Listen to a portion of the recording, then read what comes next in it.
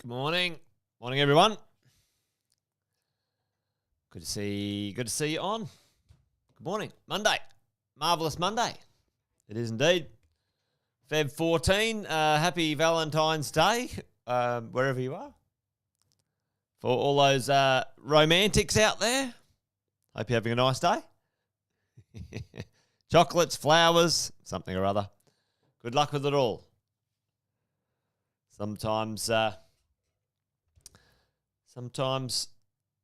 you've just got to do a little bit of something romantic to keep the dream alive, folks. But hey, we're going to chat about real estate investing this morning. Welcome to another Wealth Coffee Chat. Good to see the regulars here. Stephen, Sean, Margaret, James, Laura, Andrew. Good to see all of you online this morning. Few of the early birds catching the worm, so to speak. If I'll do the quick intros. If anyone is new, hey, morning Stu, morning Adrian. If anyone's new, Jason Witten's my name. If you don't know already, most of you do. Hopefully you're having a great day. If you're new and you're dropping by, leave us a quick comment in the chat. Say hello. Tell us where you're from. No sound? Margaret, no sound? Anyone? No sound? Tell me. Sounds like it's coming through from my end. Margaret, maybe at your end. Who knows? Let me know. You never know with this stuff. Paul, Margaret, Tanya. Hopefully you're all good and well. All good. All clear. All right, must be your end, Margaret. Sorry, buddy. We'll kick off the morning. And get into it. Hey, $15 trillion worth of assets, or thereabouts anyway. Depends on who you ask and how you look at things and whatever. But it's an interesting one. I'm going to sort of go through today. It's whoever the Facebook user is. It depends on if you class your Prince Place residence as an asset. It's an interesting one, that one, isn't it? It's an asset if you're not using it to accelerate in my books. And certainly other people have got different ideas and opinions and attitudes towards it. But, depending on how you look at it, I include it for all. Hey, Brad. How are you, mate? I include it if it's actively being used as a source of deposits and acceleration for your future. So, let's have a bit of a look at this. And I stumbled across this one on the weekend. I think it's about 6 months old, but it's an interesting conversation to have when it comes to our world of property investing. So first things first, though, I do have to get my my screen sharing going. Stand by, folks. I thought I had it all sorted here, and I didn't. So let's go. Here we go. We're on now. Away we go. So real estate underpins Australia's wealth. And this is sort of since 2000. This is dated for 2021. I think it was June 21. Was the dates of this little report. And it's probably gone even a bit further than this. Well, it has since then.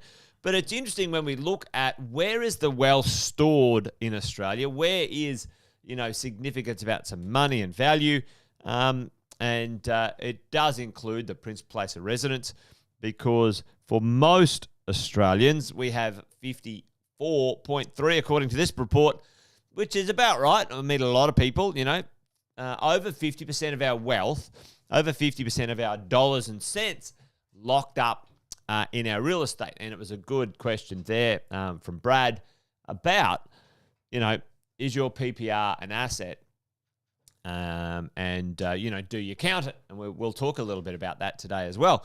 But look at this, folks. As you look across here, the total at this point was, $15.5 trillion worth of assets across, 4 styles of asset class. And super is certainly a vehicle that invests in other assets, but 8.6 trillion in real estate, residential real estate, team.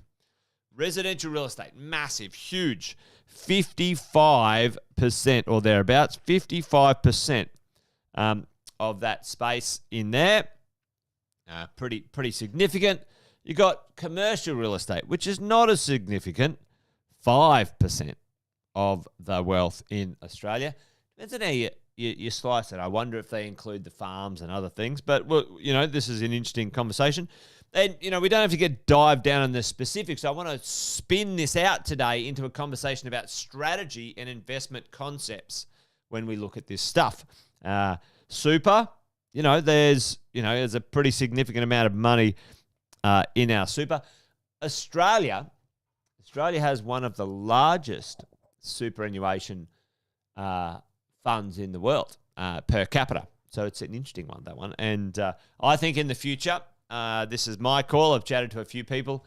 We've got to keep an eye on the government. They'll try and stick their grotty fingers in our super. And that's why for me, I like to have that super out and in control in assets that I like. But we might talk about that a bit later on. And the stock market, the Australian stock market, I think that's about 18% of the tally here. When you look across here, I think there's a percent or two missing, but I rounded it up or down. It's a pretty big amount of dollars and cents, $15 trillion. Now, how can we use this as a bit of an idea when it comes to setting a bit of a strategy when it comes to our investing world? For most people, let's talk about this. The number of dwellings, 10.6 million dwellings in Australia. Let's talk about the place where, for most of us, it all starts. A principal place of residence. You get your PPR. And is it an asset? Is it not?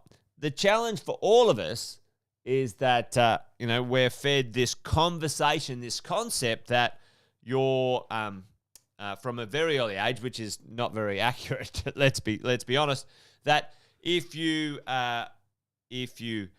go to work, buy a house, get married, have kids, pay off your house, in retirement, you're going to be rich. Well, that's not necessarily true, all right?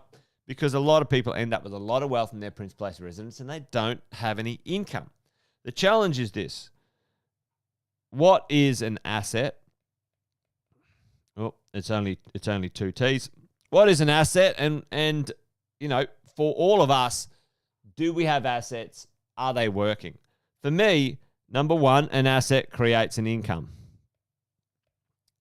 Okay, when we look at our PPR, that's a cross. It doesn't create an income if it's just your house. If you're just living there, right? Number two, you get some growth.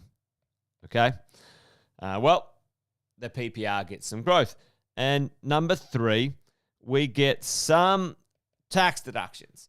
Okay, and I like that concept because some assets are efficient in some way, shape, or form.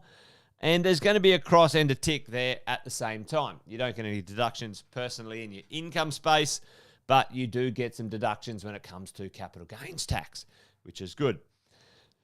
So, how do we spin that PPR into turning it into a proper income-producing asset? Does it hold crypto holdings? Maybe not, Brad. Maybe not. I don't think it does, this report. It'd be interesting to see, wouldn't it? The crypto space. I don't think they've incorporated their reports in this space just yet when it comes to that. So let's have a look at this. We've got the idea of creating assets, understanding assets, income produce.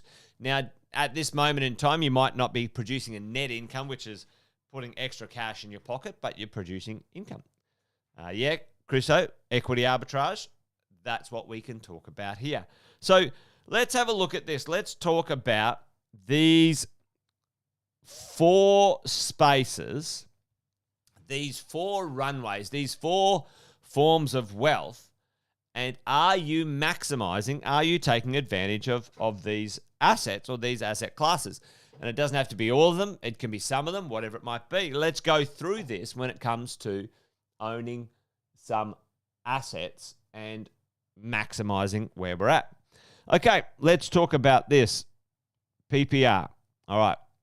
And in this space, residential real estate's got 2 runways. What's the value of a PPR? We just talked about one of them, folks. And the number one value when it comes to asset value is capital gains tax free. 0 capital gains tax. All right. Personal place of residence, your Prince place of residence is capital gains tax free if and when you sell the thing. Okay. Now, how can we take advantage of that? Tell me in the chat, what's it called? The strategy we're going to deploy with our Prince place of residence. Okay. Chris O has said in there, number 1, it's a good strategy. We call it equity arbitrage. EA, equity arbitrage. You take money from your home and you put it into another place which can earn you money. There's a number of ways you can do that, and we're going to talk about that over here. The second strategy when it comes to your Prince place of residence, boom, Chris O, the PPR upgrade strategy. So the upgrade strategy, the up strat. Okay, you take a house where you are and either do the highest and best use of that property, maximize its value, or at some point you sell that property, capital gains tax free, and buy a more expensive property, capital gains tax free. And in the future, team, you guys should know this, and if you don't, it's great that you're maybe finding out today. In the future, you may downsize that property, and the gains, you want the gains to be maximized. You don't stay in the same place without upgrading it or moving if you want to maximize your wealth, okay, as we go along. Now, for me, that PPR upgrade strategy, I reckon for most of us, we should aim at 2 to 3 times PPR upgrade strategy, okay? Let's go and look at this. Investment properties. So this is residential investment properties. They're like a dual runway here, okay? Now, major benefits of investment properties. You create an income. A passive income that is the most reliable passive income we can invest in across all of these systems here. You get an income that is paid weekly across the whole world. I think it's paid a bit differently, but it's the most regular income you can create. You guys have probably heard this one before. Passive income paid weekly. You get to get some leverage. In investment properties, you put in 10% and you can borrow 90%. That leverage is fantastic when it comes to our wealth creation. Massive leverage. And you get some tax deductibility against your PAYG income. And also you get some capital gains tax advantages. You get some discounts in there. So we're ticking off these couple of strategies, okay, which is all of you listening in right now should be all over this one, you know, like a rat up a drain pipe. I don't know where that saying comes from, but, you know, you should be all over that one. And there's plenty of ways to slice and dice that one in there as we invest in some real estate. Let's go and have a look at the world of commercial. And there's 2 versions of the commercial real estate as well, okay? I'm a big fan. If you are a business owner, if you're a business owner listening in, business owners, this is your real property asset. In the world of business, small to medium businesses have a little advantage when it comes to their business value. Okay, folks, chuck it in the chat if you know what it is. If you're a business owner listening in right now, this one is certainly a great one to consider. Most of us, if we're in business, hopefully we're going to stay in business for a good chunk of time. One of the good parts about owning a business, you have an advantage. You've got an opportunity to have a $2 million sale of a business in the future, and depending if you qualify, which most small to medium businesses do, check with your accountant on this one, $2 million capital gains tax-free. free, no capital gains tax. Boom, Chriso, you're all over it this morning, mate. $2 million of value free, no tax.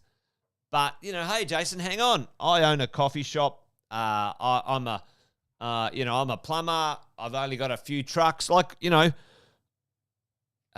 one's going to pay me $2 million for my business. Well, this is where the good part about a piece of commercial real estate comes in. You can buy your own property that you run your business from, and that forms part of the sale, and you can tick that box when it comes to a big gain. No tax on $2 million, which includes the sale of a piece of real estate attached to your business. How good's that? Away we go. Now, over here, investment property when it comes to commercial, for most investors, I'm not a fan of it directly. I'm not a fan directly of the commercial real estate space. There's a few people who do it, a few people who like it. It's certainly more cash intensive. The LVRs are a little bit lower. They tend to be 70% or less. And the vacancies, if you get it wrong, can be significant, sometimes even years. Okay? So for me, for most people, for most investors, direct ownership of commercial real estate is inappropriate for your